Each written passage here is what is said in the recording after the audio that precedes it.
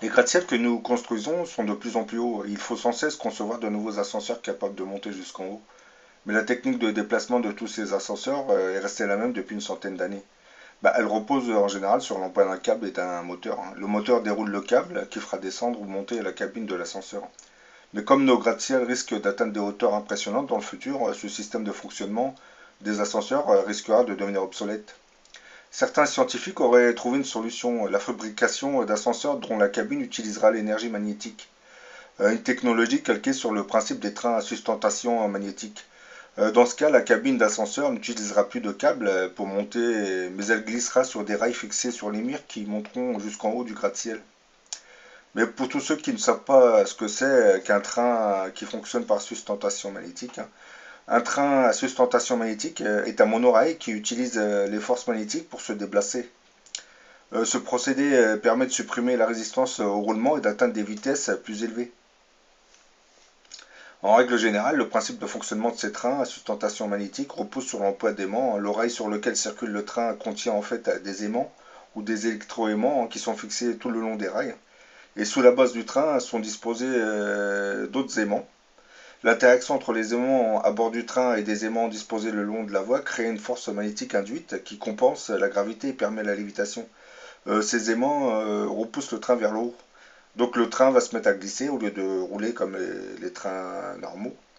Il n'est plus en contact direct avec les rails, hein, contrairement au train classique.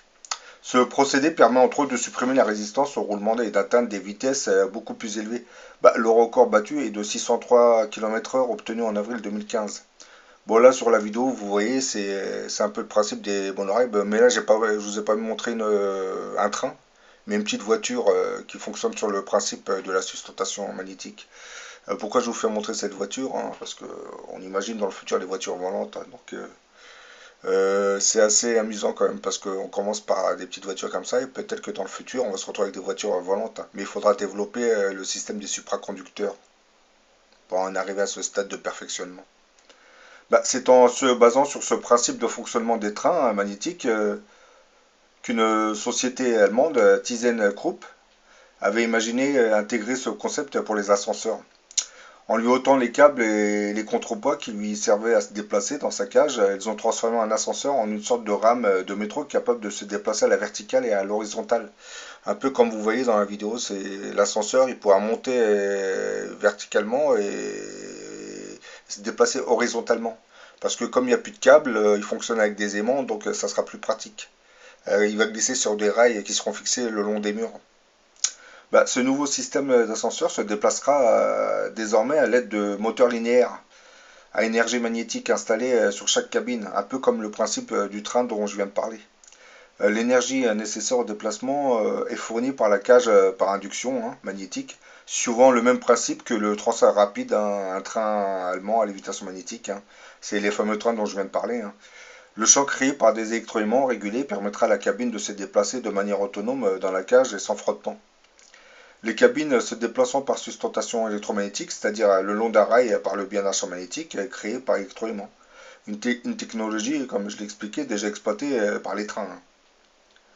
L'intérêt pour un ascenseur comme ça, c'est de s'affranchir des câbles et de déplacer les cabines à la fois verticalement et horizontalement dans des cages décrivant des boucles à travers tout un bâtiment. Il devient aussi possible de placer plusieurs cabines dans un même conduit, hein. Quand l'une passe d'une cage verticale à une horizontale, celle qui suit peut poursuivre sa course en hauteur. Grâce à l'absence de câbles et de contrepoids, l'ascenseur ne prendra pas de place dans l'immeuble et permettra des configurations architecturales qui n'étaient pas envisagées jusque-là. Ensuite, on pourra trouver dans chaque cage non pas une ou deux cabines, mais comme c'est le cas aujourd'hui, hein, mais plusieurs. Elles effectueraient une boucle dans le bâtiment et réaliseraient à des intervalles plus réguliers des allers-retours entre les différents étages. Du fait de leur capacité à se déplacer horizontalement, elles permettraient également de se mouvoir entre deux gratte-ciel sans sortir. Si on se projette dans le futur encore plus lointain, je pense que les cabines d'ascenseur ne glisseront même plus sur des rails, hein, pour la lévitation, ils reposeront carrément sur des mini-plateformes antigravitationnelles. Ça c'est dans le futur, hein, je pense. Elle s'arrêtera à chaque étage grâce à la présence de puissants électroaimants placés à chaque étage, hein. Cette technologie deviendra une nécessité dans le futur car, comme je l'ai expliqué, les gratte-ciels vont devenir de plus en plus grands. Et pour accélérer la vitesse de montée des ascenseurs, il faudra bien travailler sur l'antigravitation. Là, je reviens sur la petite voiture qui fonctionne par sustentation électromagnétique, hein. C'est peut-être la base même des futures voitures volantes, hein. Ne l'oublions pas, hein. Pour l'instant, ça commence à quelques centimètres au-dessus du sol, mais dans le futur, grâce au développement de supraconducteurs de plus en plus puissants, je pense que les voitures vont pouvoir s'élever de plusieurs mètres au-dessus du sol.